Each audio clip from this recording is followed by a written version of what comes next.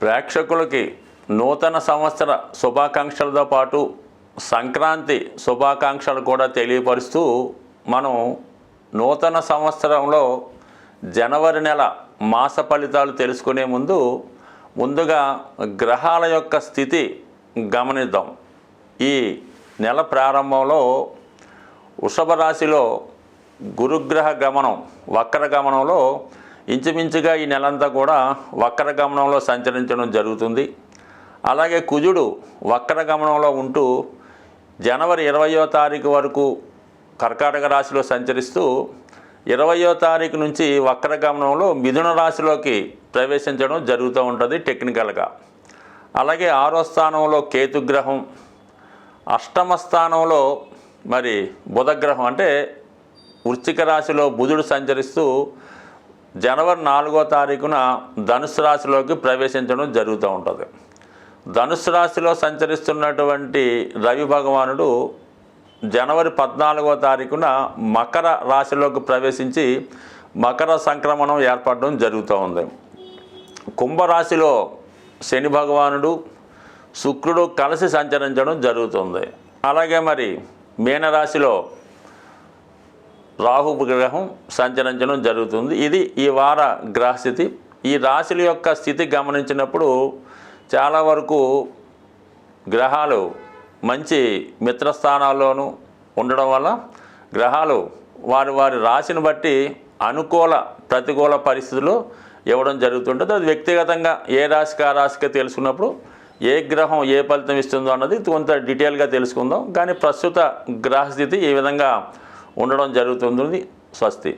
So ఇప్పుడు ఉన్నటువంటి ఈ గ్రహస్థితి మిగతా రాశుల వారి మీద అంటే ద్వాదశ రాశుల మీద ఏ విధమైన ప్రభావం చూపుతుందన్న విషయాన్ని మనం వివరంగా ఒక్కొక్క వీడియోలో తెలుసుకునే ప్రయత్నం చేద్దాం. 2025వ సంవత్సరంలోకి మనం ప్రవేశించబోతున్నాం. గడచినటువంటి 2024వ సంవత్సరం అది సంఖ్యాశాస్త్ర ప్రకారం ఆలోచించినప్పుడు 8వ సంఖ్య రావడం వల్ల ఆ సంవత్సరం ఏమైందంటే బాగా కష్టపడిన వాళ్ళు పైకి రావడం జరిగింది. అశ్రద్ధతో ఉన్నవాళ్ళు చాలా పతనం కూడా చెందడం జరిగింది. ఏదైనా ఆశించిన అభివృద్ధి చాలామందికి రాలేదు. ముఖ్యంగా స్థిరాస్తి సంబంధించినటువంటి రియల్ ఎస్టేట్ వ్యాపారం పెద్దగా కలిసి రాకపోవడం వల్ల మరి ఆ ప్రభావం అన్ని రంగాల మీద పడడం జరిగింది. దానికి వ్యతిరేకంగా మనం ఇప్పుడు 2025వ సంవత్సరంలోకి ప్రవేశిస్తున్నాం. ఇది టోటల్ 9 రావడం వల్ల చాలా వరకు ఈ రియల్ ఎస్టేట్ వ్యాపారం భూముల యొక్క విలువ ఎక్కువగా పెరగడం వల్ల దాంతోపాటు అన్ని రంగాల్లోకి ధనం ఇన్వెస్ట్మెంట్ చేయడం వల్ల అటు వ్యాపార అభివృద్ధి జరుగుతుంది, పారిశ్రామిక రంగం అభివృద్ధి చెందుతుంది, ఈ మోటార్ ఫీల్డ్ కూడా అభివృద్ధి చెందడం వల్ల అన్ని విషయాలు కూడా అనుకూలంగా ఉంటుంది. అలాగే చివరి సంఖ్య 5 రావడం వల్ల ఏంటంటే వ్యాపార వర్గం వాళ్ళకి బాగుంటుంది, మేధా వర్గం వారికి అనుకూలంగా ఉండే అవకాశం ఉంది. కాబట్టి చాలా వరకు గడిచిన సంవత్సరం కన్నా ఈ సంవత్సరం ఫలితాలు అన్ని రాశుల వారికి చాలా వరకు శుభకరంగా ఉంటుంది. ఏదో ఒక కొత్త ఆదాయం కూడా ఏర్పడే అవకాశం ఉంది. కానీ మరి 2025 అందరికీ శుభంగా ఉండాలంటే ముఖ్యంగా ఈ నెలలో ఏర్పడుతున్నటువంటి మకర సంక్రాంతి అంటే సూర్యుడు ప్రతి నెల ఒక రాశి మారడం అనేది జరుగుతూ ఉంటుంది. మరి ఈ నెలలో మరి మకర రాశిలోకి ప్రవేశించడం చాలా వరకు ఇది మకర సంక్రమణం అంటారు. మరి ఆ రోజు అంటే చాలా వరకు తెలుగు వారందరూ కూడా పాటిస్తుంటారు. అందరూ కూడా విధి విధానంగా సాంప్రదాయంగా పాటిస్తూ ఏదైనా ఒక సూర్య దేవాలయానికి కానీ హనుమాన్ టెంపుల్ కానీ రామాలయానికి కానీ దర్శించి విధి విధానంగా పూజ చేయడం, ఆ రోజు మీ పెద్దవారి యొక్క పేరుతో అంటే మీకు ఎవరైతే మీ జన్మ కారణం అయ్యారో మీ యొక్క ఇంటి పేరుతో ఉన్న వాళ్ళకి ఏదో విధంగా మరి వారి పేరుతో ఆ గుడిలో ఉన్నవారికి కొంత డొనేట్ చేయడం వల్ల కానీ అన్నదానం చేయడం వల్ల కానీ మీ యొక్క జాతకంలో ఉన్నటువంటి దోషాలు సంపూర్ణంగా తొలగిపోయే అవకాశం ఉంది. మరీ ముఖ్యంగా ఏదన్నా గోవుకి ఏదైనా మంచి ఆహారం పెట్టడం కానీ నానబెట్టిన గోధుమలు బెల్లం పెట్టడం వల్ల కానీ గోవుకి సేవ చేయడం వల్ల కూడా అంటే మనకి పర్టికులర్గా ఈ 14, 15, 16 తారీఖులో ఈ విధమైన పుణ్య కార్యక్రమాల్లో పాల్గొని పెద్దవారి పేరుతో మీకు ఇటువంటివి డొనేట్ చేయడం వల్ల పితృదేవతల యొక్క సంతోషంతో మీరు ఖచ్చితంగా రాబోయే సంవత్సరం ఆనందంగా గడిపే అవకాశం ఉంటుంది. స్వస్తి. శ్రీమాత్రే నమ. జై గురు దత్తాత్రేయ నమ. ఈ వీడియోలో మనం కుంభరాశి వారికి జనవరి నెల 2025 సంవత్సర ఫలితాలు తెలుసుకునే ప్రయత్నం చేద్దాం. చాలా వరకు కుంభరాశి వారికి ఫలితాలు ఇంచుమించుగా 2024 సంవత్సరం 2023 సంవత్సరం వరకు కూడా చాలా వరకు ఇబ్బందికరంగా ఉంది. అంటే నెమ్మదిగా ఫలితం ఇబ్బంది పెడుతూ వచ్చిందన్నమాట. ఇప్పుడు చాలా పీక్ పొజిషన్లోకి రావడం జరిగింది. అయితే 2025 సంవత్సర ప్రారంభం నుంచి మళ్ళీ వీళ్ళ యొక్క జాతకం తిరగబడడం జరుగుతుంది అన్నమాట. గత 4 సంవత్సరాల క్రితం ఏ విధంగా ఉండేదో నెమ్మదిగా పుంజుకునే ప్రయత్నం జరుగుతూ ఉంటుంది. అంటే మనం ఏమైనా గతంలో ఉద్యోగం పోగొట్టుకున్నా, స్థిరాస్తి పోగొట్టుకున్నా, భార్య దూరమైనా, పిల్లలు దూరమైనా, ఆరోగ్యం పాడైనా తిరిగి మళ్ళా అవన్నీ పుంజుకొని కొత్త జీవితం ప్రారంభించే విధంగా ఇప్పుడు ఈ 2025 జనవరి నుంచి మీ యొక్క అభివృద్ధి ప్రారంభం అవడం జరుగుతుంది.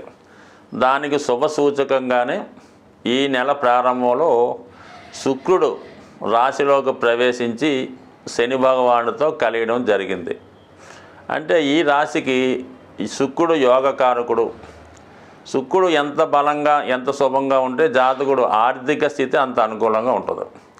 మరి ప్రస్తుతం శనితో శుక్రుడు కలియడం వల్ల ముఖ్యంగా ఈ జాతకుడికి స్త్రీల ద్వారా లాభం కలుగుతుంది. అంటే తల్లిగారు, భార్య, చెల్లెలు, అక్క, కుమార్తె ద్వారా సహకారం లభిస్తుంది. మీ కుటుంబంలో ఉన్నటువంటి స్త్రీలకి చక్కని ఉద్యోగ అవకాశాలు కానీ, అలాగే వివాహ ప్రయత్నాలు ఫలించడం కానీ, విదేశ అవకాశాలు రావడం కానీ జరుగుతుంది. అలాగే దూర ప్రాంతంలో ఉన్నటువంటి మీ బంధువర్గం వారు మీ యొక్క నిస్సహాయ స్థితికి చాలా విచారించి, ఇంతకాలం వాళ్ళే మాకు తెలియదు మీ యొక్క పరిస్థితి, ఇప్పుడే మీ గురించి మాకు తెలిసింది, మీరు ఎంత కష్టాల్లో ఉన్నారని మాకు ఎట్టి పరిస్థితులు కూడా తెలియదని చెప్తూ మీ యొక్క అభివృద్ధి కంటే మీరు ఏదైనా వ్యాపారం చేసుకోవాలనుకున్నా, ఏదైనా ఉద్యోగం కొరకు డబ్బులు కావాల్సి ఉన్నా ఖచ్చితంగా వాళ్ళ నుంచి పూర్తి సహకారం లభించి మీరు మళ్ళా తిరిగి పుంజుకునేదాకా వారి యొక్క సహకారం లభిస్తూ ఉంటుంది.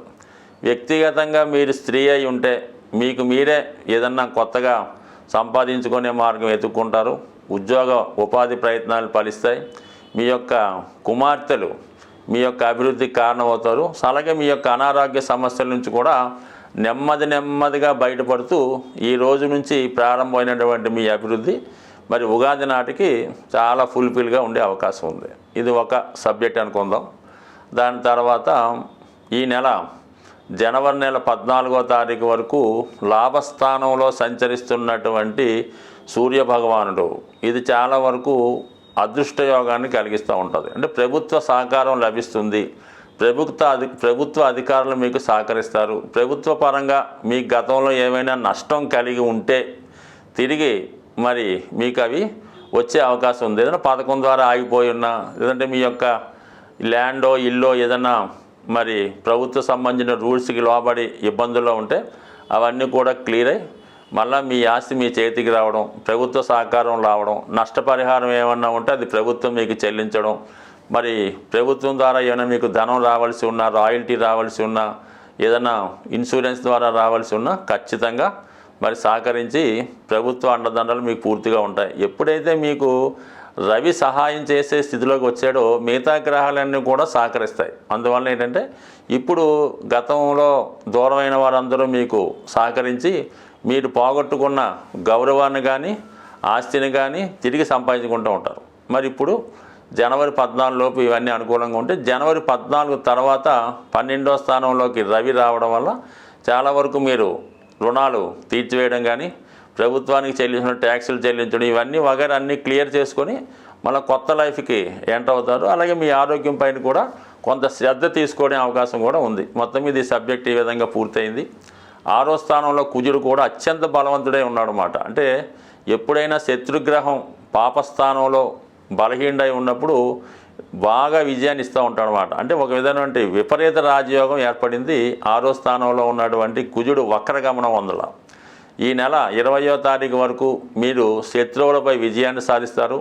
ఎటువంటి కోర్టు లావాదేవీలు ఉన్నా, ఎంత పెద్ద గొప్ప రుణ సమస్య ఉన్నా ఖచ్చితంగా అవి మీకు అనుకూలంగా వచ్చే అవకాశం ఉంది. గతంలో మీరు ఎవరికైనా పెనాల్టీ చెల్లించి ఉన్నా, ధనం ఇచ్చి ఉన్నా అది తిరిగి రావడం కానీ, తిరిగి పోగొట్టుకున్నటువంటి ఆస్తి రావడం కానీ జరుగుతుంది. మీ మీద ఏమైనా క్రిమినల్ కేసులు కానీ, కోర్టు కేసులు కానీ, తప్పుడు కేసులు కానీ ఉంటే అవి ఈ సమయంలో సాల్వ్ అయి వారి నుంచి నష్టపరిహారం కూడా మీకు వచ్చే విధంగా ఈ కుజుని యొక్క 6వ స్థితి మీకు కనబడుతుంది. ఇది 20వ తారీఖు వరకు మీకు కుజుడు అనుకూలంగా ఉంటాడు.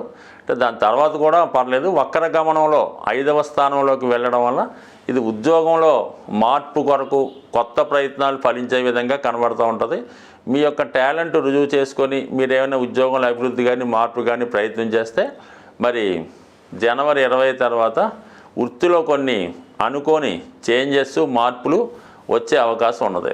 ఇక బుధుడు కూడా మీకు దశమ స్థాన సంచారంలో నెల ప్రారంభంలో ఉండడం, ఇవన్నీ కూడా వృత్తిపరమైనటువంటి మార్పుకి, అభివృద్ధికి కూడా చాలా వరకు కారణం అవుతూ ఉంది. సో ఏదైనా మీరు నిర్ణయం తీసుకోవడంలోనే ఇంపార్టెంట్గా ఆగి ఉంది. మీకు అందరూ బయట వారు సహకరించినప్పటికీ కూడా మీ సొంత కుటుంబ సభ్యులు మాత్రం మిమ్మల్ని వ్యతిరేకిస్తూ ఉంటారు. మీరు చిన్న పొరపాటు చేసిన దాన్ని పెద్దదిగా చేసి మీ యొక్క పతనానికి మీరే కారణమని నిందించే అవకాశం ఉండదు. కాబట్టి కుటుంబ సభ్యుల మాటలు అంతగా పట్టించుకోకుండా మీ యొక్క నిర్ణయంతో ముందుకు వెళ్తే అనుకూలంగా ఉండే అవకాశం ఉంది. చిన్న చిన్న ఇబ్బందులు, అవమానాలు వచ్చినా అవి పక్కన పెట్టి విజయం వైపు ముందుకెళ్తే ఖచ్చితంగా మీరు గతంలో పోగొట్టుకున్న ఏదైనా తిరిగి పొంది సక్సెస్ఫుల్గా ముందుకెళ్ళే అవకాశం ఉంటుంది. స్వస్తి.